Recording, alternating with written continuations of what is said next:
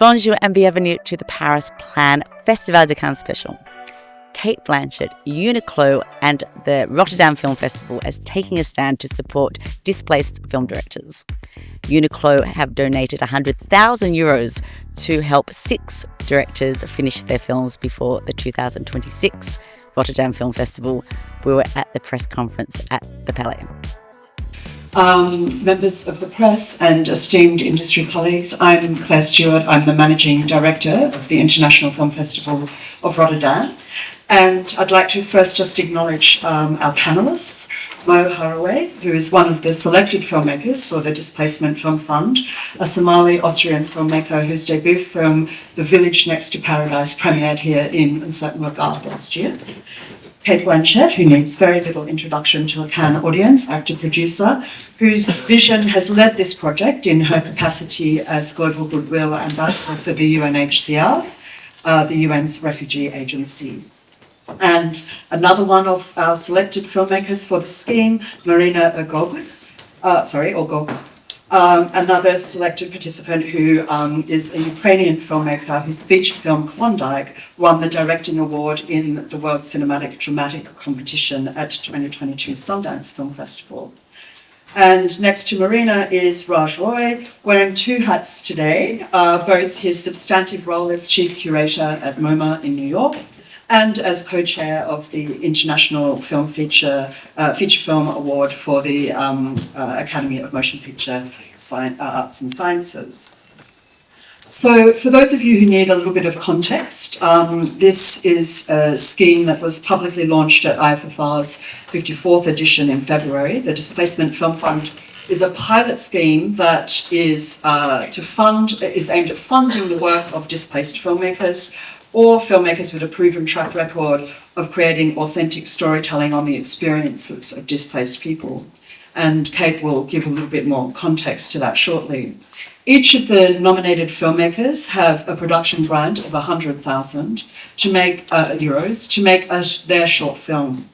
The completed projects will have their world premiere at the International Film Festival of Rotterdam in 2026. I'd like to really acknowledge the founding partners of this scheme, Mastermind, Uniqlo, Drawman Dart, the Tamer Family Foundation, and the Amahoro Coalition, whose generous contributions have enabled us to create this fund.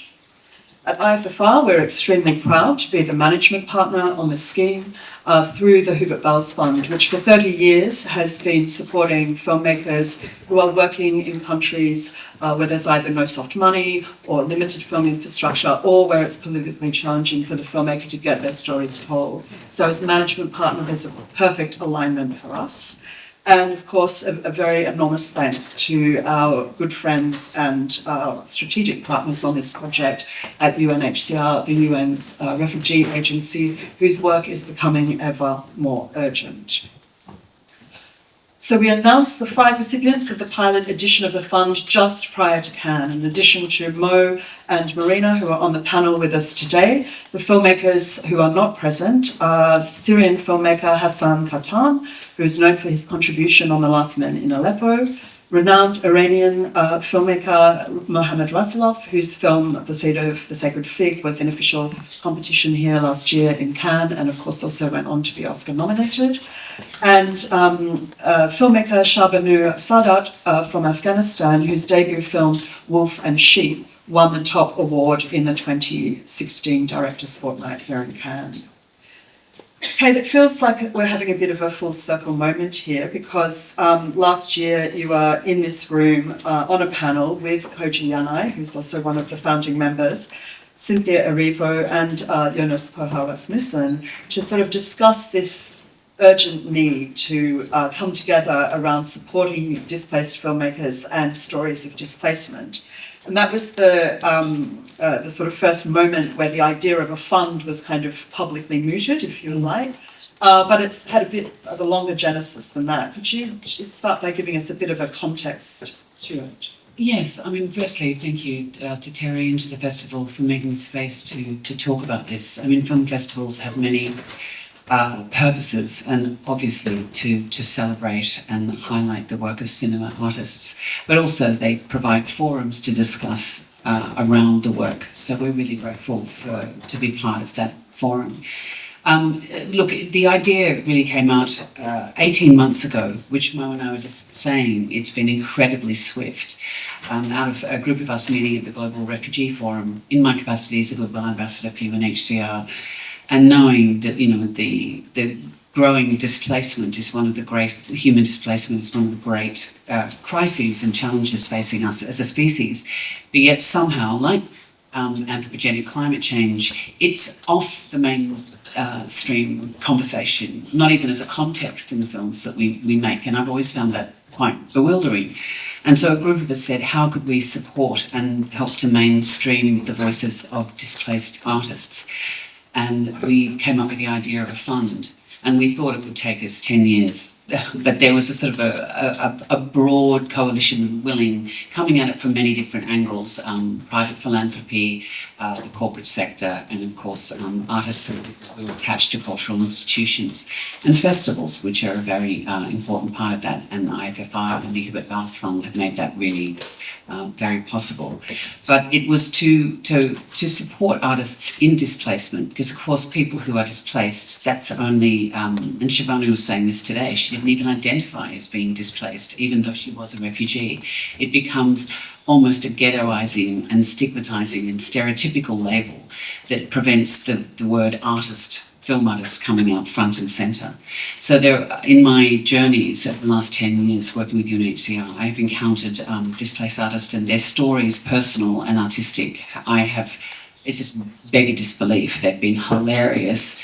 Some of these ideas that they've come up with have been genre-based, and they've been heartbreaking, you know, and I wanted to find a way, along with this group of people, to find a way to support artists in displacement.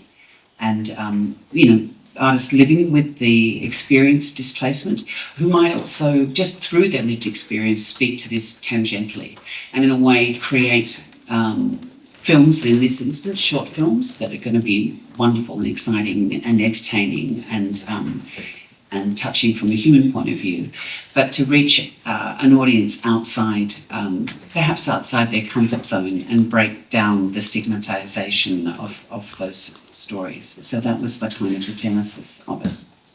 Thanks. And Kate, you also chaired the selection panel. I think it's good for everybody to know that due to the fact that it's a pilot scheme, we went through a sort of two-step process of nominations and selections. And, you know, some of those great creatives who gathered around you for the initiation of the project were also on that selection committee: Wada Khatib, Cynthia Arifo, Agnieszka Holland, our festival director, Vanya Kalushik, Aisha Khan, Arman Nawadi, and again Jonas Koharas Lusen. Can you talk about the coming together of the selection committee, and in terms of the 5 projects that you ultimately chose? What were you kind of looking for, and what did you see in those projects that you really valued? Well, yes, as you say, Claire, it's a pilot program, and so it's a constant process of learning. And what we came up with, because we realised the need was urgent and pressing, and we wanted to move forward into action and not spend a lot of time, you know, sitting around the table talking about what ifs. So we would love it if it was 10 or 20 filmmakers that we could support. But in the end, I think the submissions were undeniable. And in this particular iteration, we wanted to have filmmakers who had runs on the board, so to speak, who already had experience in the film industry. And I think it's important to acknowledge that this is a complementary program. And what is really exciting about this is that there are many organisations out there supporting emerging filmmakers who may also happen to be displaced, using film as a healing or an educational tool. And we wanted to complement those programs that were already out there. So we decided to focus on established filmmakers who would have, you know, really exciting, undeniably exciting propositions for their short film, or making a film under 60 minutes. So. Thank you. Marina, I would like to come to you. Your last feature film, Klondike, is set amidst the Donbass conflict and the Malaysian air crash of 2014. And you started making this film before full-scale war broke out in Ukraine, and in fact that happened just as the film was starting to make its life in Sundance, Berlin, and subsequently. I've heard you speak about how the film started for you as a very personal kind of story of activism, and then retrospectively had this lens of the war also, really put over it from a reception point of view. But I'm interested in hearing you talk a little bit about how that shift in perception has also perhaps been mirrored as a shift in your experience of being able to, with the conflict, get films made, and how that's, have there been barriers for you as a consequence of that? I can answer it for 2 hours. First of all, I want to thank for this initiative. I think that it's really kind of a call of heart.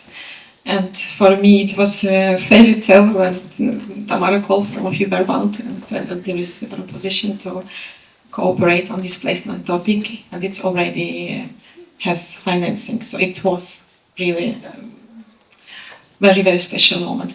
If to talk about Klondike, I think it started from me, from the very big fear. I just felt like something really big is happening, and I cannot really digest it in any way, because there was an occupation of Crimea, and then there was the civil air crash, and we didn't see relevant reaction in Ukraine, and out of Ukraine. And then, so I did it for myself, because I made the movie, because it felt like the war will explore, and I just wanted to give myself an artistic voice. And for me also, for this movie which I proposed, the Silk Road, yes, it is about the divided family because of the war. But if to go deeper, for me, it's about the displacement of normality. And I felt that in 2014 too. But also now I think that there are so many reasons to say that our normality has been displaced, and we all will live in some kind of new world. That's what I'm going to follow and discover in this movie. Thank you. Mo,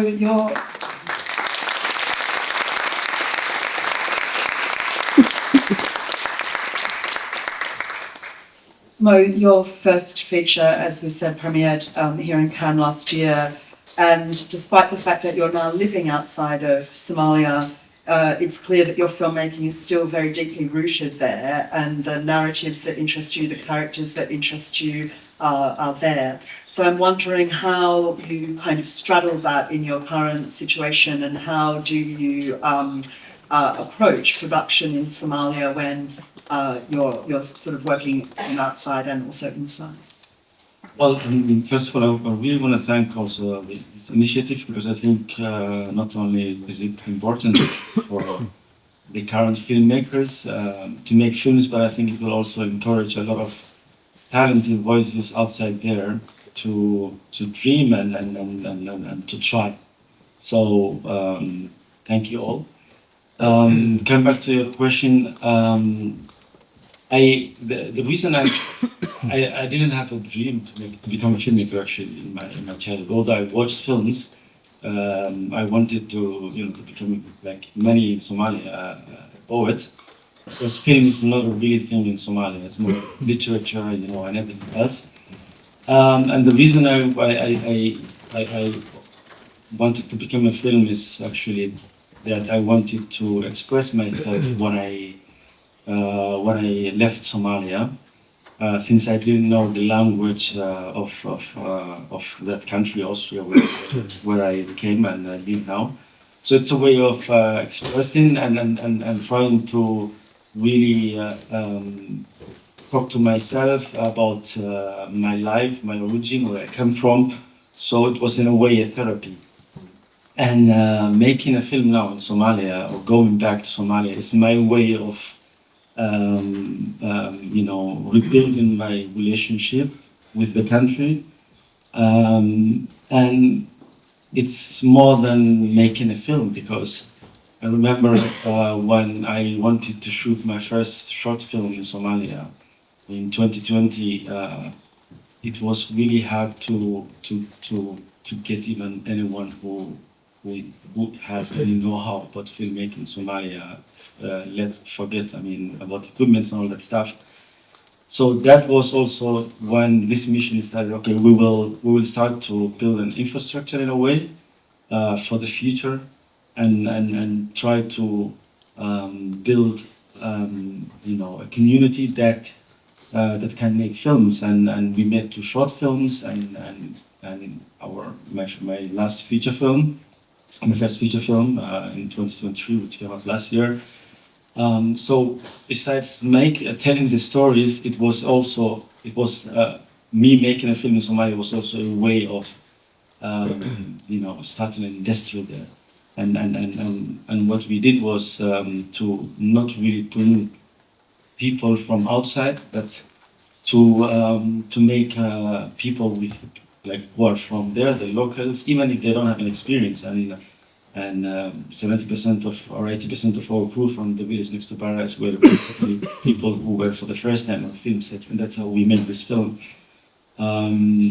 So it's making a film in Somalia is, for me, has many meanings, and many goals, and I think that's why whenever there is an opportunity to make another film there, is really special. Thank you.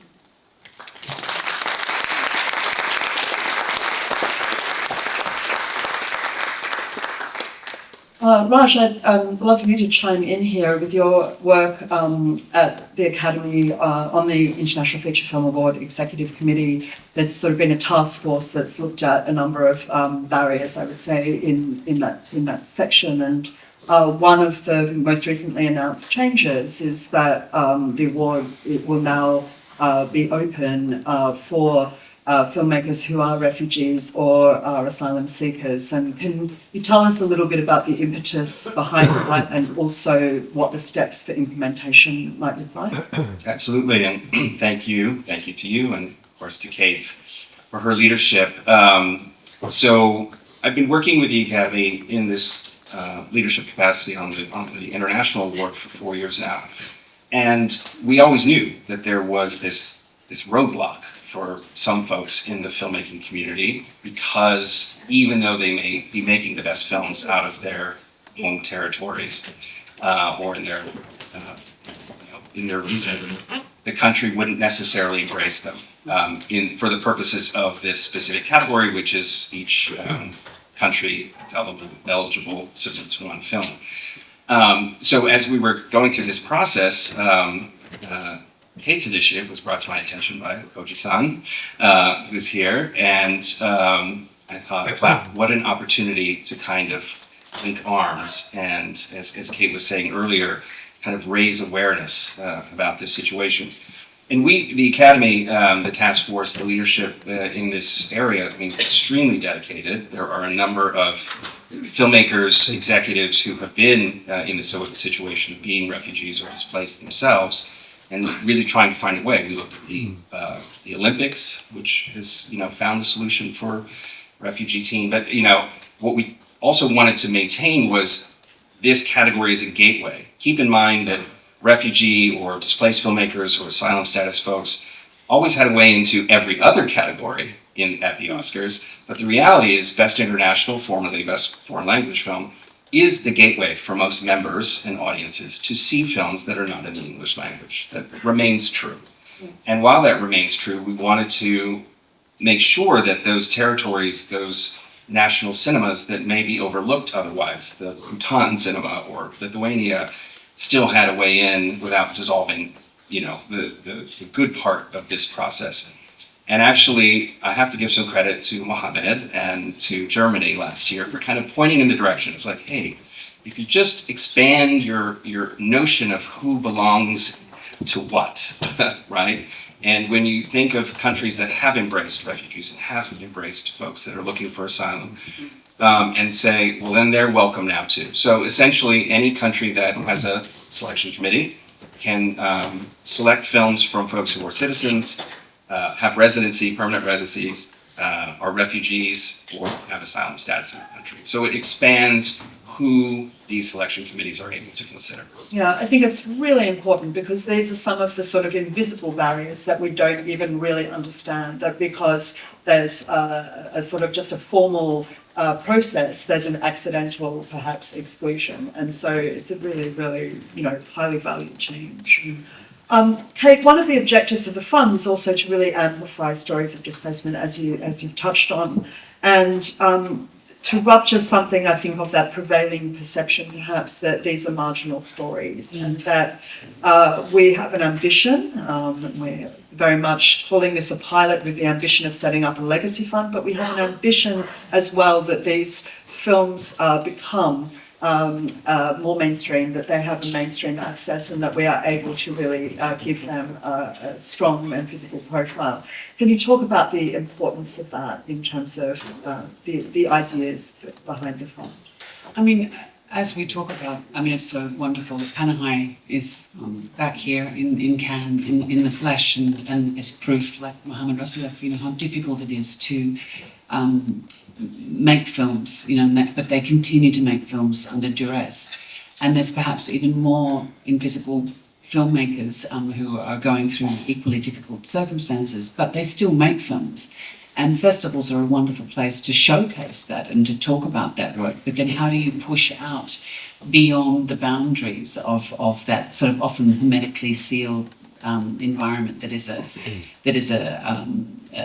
film festival into the mainstream? And I suppose part of having the discussion here today is to talk to the industry, a bit of a call to arms about how the industry can help to scaffold the journey from the work that is being made to the audience. And we've always thought about them, and we sort of began to talk about it when we were talking to the filmmakers today, is that I'm excited about the films in and of themselves. And short films are often such a dynamic, adventurous form of storytelling. People often think about them as being calling cards, and there may well be a proof of concept aspect to the films that may result in a feature. But in and of themselves, and I know I've made some, they're really dynamic, often incredibly adventurous, little bite-sized chunks that are very provocative for an audience.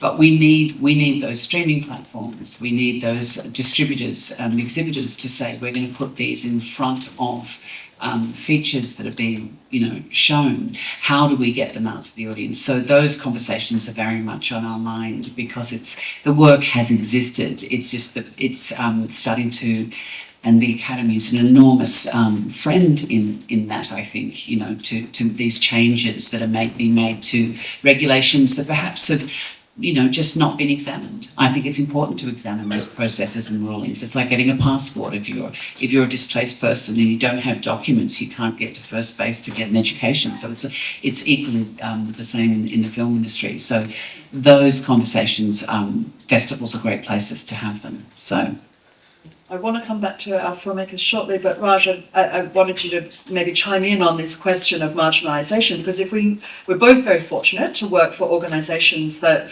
really celebrate the history of cinema, MoMA through its year-round programme, IFFR through Cinema Regained, and we put a big emphasis on the history of cinema. And that somehow stories of displacement and displaced filmmakers have become potentially more marginalised. When we look back on the history, we see huge moments of impact where exiled filmmakers have kind of changed the course of cinema, really. So I wondered if you could, with your MoMA hat on. Sure, switch hats. No, we talked about it earlier this week, and it's absolutely the case that were it not for the rise of anti-Semitism in Europe in the late 19th and early 20th centuries, the heart of the film industry might be in Eastern Europe, right? Over Berlin. And it's not. Or I don't know where it is now, but it was for a large part of the 20th century in Los Angeles. And that's because, for example, Louis B. Mayer, who has Ukrainian roots, his family uprooted and moved to the US. Billy Wilder, who made some of the most American films, Sunset Boulevard, Some Like It Hot, moved from Poland, because of that. And so the idea then that you take not only your stories, but actually your talent. And I think that that's an important part of this conversation, is to think that we're not just talking about filmmakers who desperately need funding and, in order to tell, their stories. It's also, they're bringing assets to the table to different parts of the world that if, capitalize is kind of a grotesque word, but we're sitting at a festival that, also does sales, etc. I mean, you can build industries off the talent and the know-how and the innovations that people from other parts of the world, no matter how they got there, can bring to filmmaking if we embrace it. And I think that that's a big part of what you've started here. And I think also what you touch on there is that those filmmakers that we're referring to, they might not speak directly to the experience of displacement. That being displaced is not necessarily a defining characteristic of these filmmakers. They might have a lived experience of displacement or be working with people who also have a lived experience of displacement. And that will alter your worldview. But those filmmakers weren't necessarily talking about the quote-unquote refugee experience. And I think part of the program is to break down the stereotype about those types of stories that they wish to tell and the way in which they wish to tell them. Right, absolutely. And I think it was very interesting we were involved in some interviews earlier today with some of the other filmmakers, and to hear Sharbanu talk about how for her displacement was twofold. It was not only her refugee experience, but it was also her experience as a woman and feeling, and her project very much is about addressing that. Marina, I'd like to come back to you and just ask you to maybe expand a little bit on your project and tell us a little bit more. You have really chosen to sort of tackle a story that is about the current situation, and maybe you'd like to share a bit more about that. It's a very interesting experience to talk about movie in Cannes before movie is done even. These are some of the bravest filmmakers I know, because who do press conferences before they make the films. I'm not sure it's the right way. I just want to say that talking about the world displaced, and also there are not a lot, but I know some American independent filmmakers who want to live in Europe or other countries, so it's also a very relevant topic for them. It's a new ages, it looks like that in cinema. But what I really want to be discussed here, to be pronounced, is this very interesting story which we heard just in the interview before about your magic table with the tell it please, because it's really something to, I don't know, it's so inspiring, and many people can understand that if they sit together at one table, and if there is a cool proposition, it may happen. I suppose what you were surprised about, which I was surprised that you were surprised, was that there were a group of people, sitting in another country who, obviously, Aisha was an Afghan refugee herself, former refugee, but that we were sitting talking about how fascinated we were and compelled we were around the stories of displacement, even though we weren't, by and large, displaced ourselves. But I think that's the thing about great storytelling and great cinema artists, is they can take very personal experiences and somehow make them into universal. See, The Sacred Fig, for example, is talking about the paranoia and emotional destruction that comes out of being part or trying to operate under authoritarian regimes. And so that is not something that I have necessarily experienced directly, but I was profoundly moved as a parent, as someone who exists in a marriage, and looking at the pressures that can be brought to bear, societal pressures that can be brought to bear. It was outside my own experience, but it was an utterly compelling narrative. So I'm not sure. We know more details. It looks like both of us, we don't want to answer this question. But you were talking about Shabana's film, it's about female bodybuilders in a gym in Iran. So, I want to see that movie. Yeah. Did you want to, was this the deflection about actually talking about the project, or Yeah, I can say that I will go to Ukraine after Cannes for the pre-production, and we will shoot there with the team of Klondike. That's everything what I can tell for now. But it's a lot. I think now to shoot something in Ukraine, it's really No, and I think from a storytelling point of view as well, to be setting it around the dilemma of how you move backwards and forwards between. screen should talk first in Rotterdam. How about you, Mo? Are you going to brave up and tell us a little bit more about what you're planning for the film? I mean, I'm gonna shoot the film in October, the beginning of October, and we were talking about it yesterday actually, like that's because it has to be finished in December. How fast it is, and I was saying like. Nothing like a deadline. I was saying like, no, I don't take that much in the post production, and she was like, I'm the opposite, you know. So, but all I can say is like it's a film about, you know, about love, I think, more than anything else.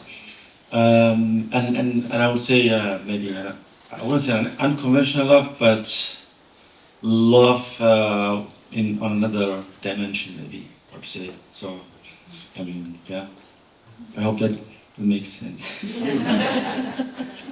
Well, a very prevailing emotion in all contexts, shall we say.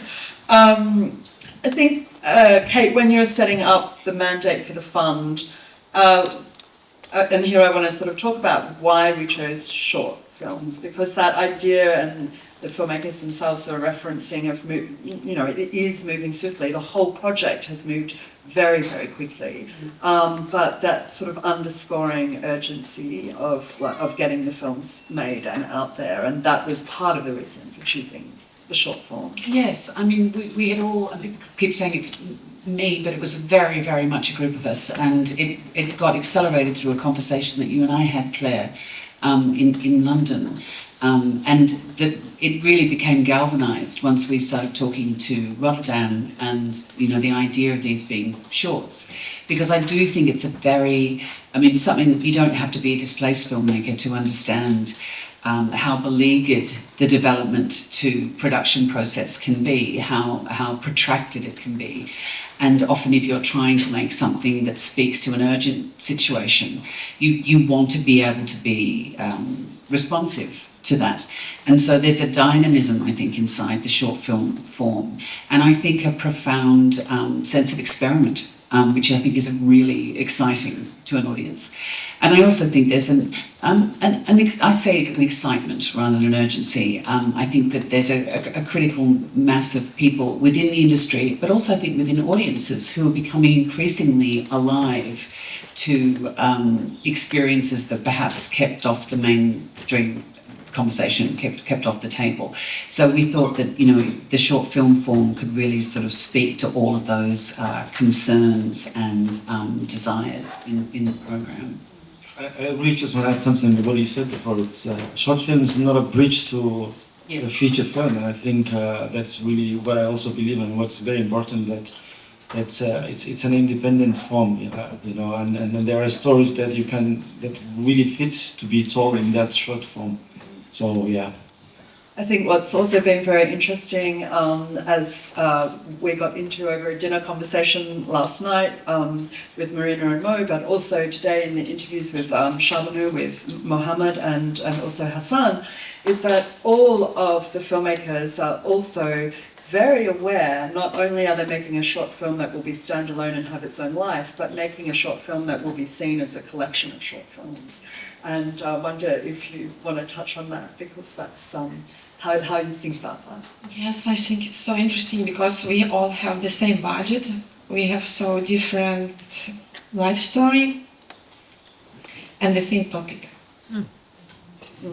It's already like a grammatical structure.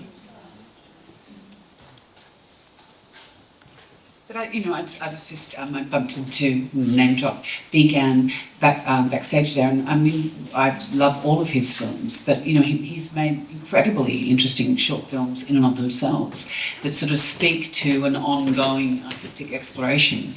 And with the advent of streaming, I got very excited by the prospect of there being pulses that say if you were doing something that was episodic, that you could have one episode that might be 7 minutes long, because that was the length in which that particular part of the story could be told. And very quickly there becomes,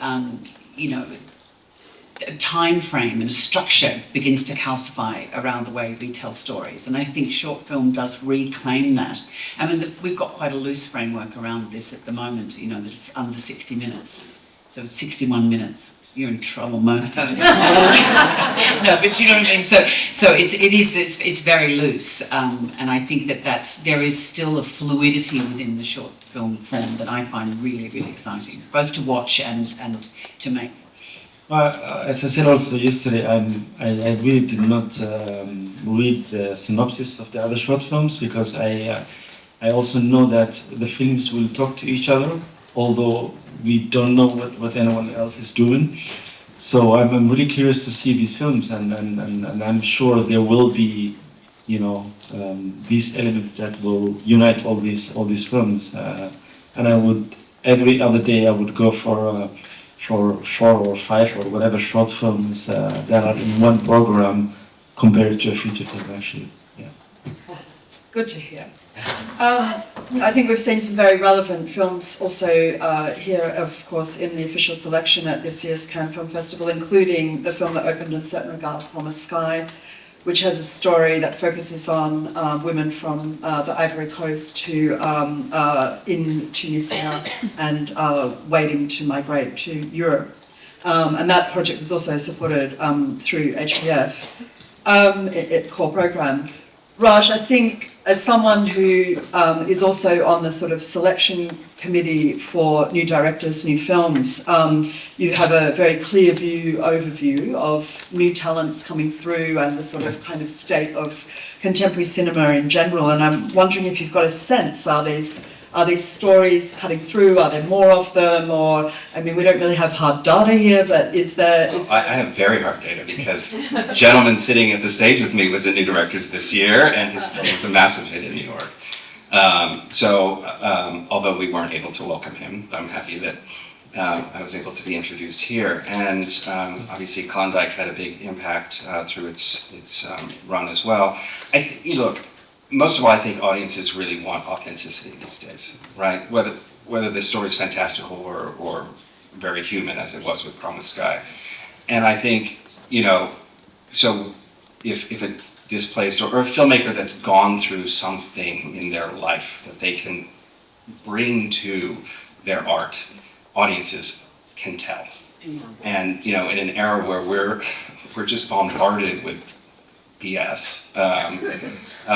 It's really something that I've noticed that, especially younger people, right? Why would they go to the cinema? Why would they spend their time? Why would they, in our case, come to Midtown, right, to experience something? Well, they'll come for something real, and I might have to give a leg up to filmmakers who have been through, challenges in their living situation. And also filmmakers who were describing ways to address the root cause a lot of this. You mentioned Promised Sky, but I also think a film from India called Homebound, which really tries to grapple with the discrepancies within a country that had us on the brink of war 2 weeks ago, right?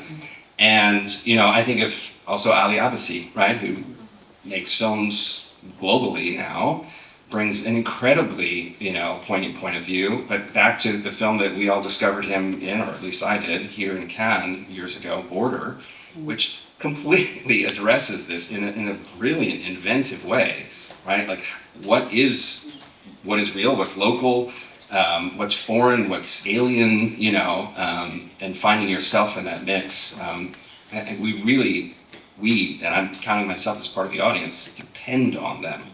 Meaning the filmmakers we're talking about here. Thank you. Well, we need to wrap up, but I wonder if there's any final words that you might not have got across that you would like to share with people today. Paige?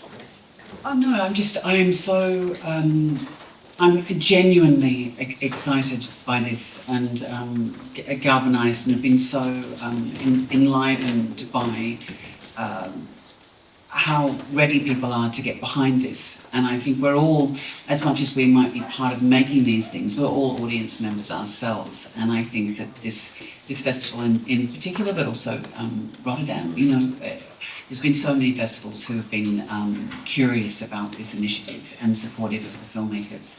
And I do think that audiences are in for a really exciting ride with this. So we're looking for anyone out there who can help us scaffold these wonderful films into being.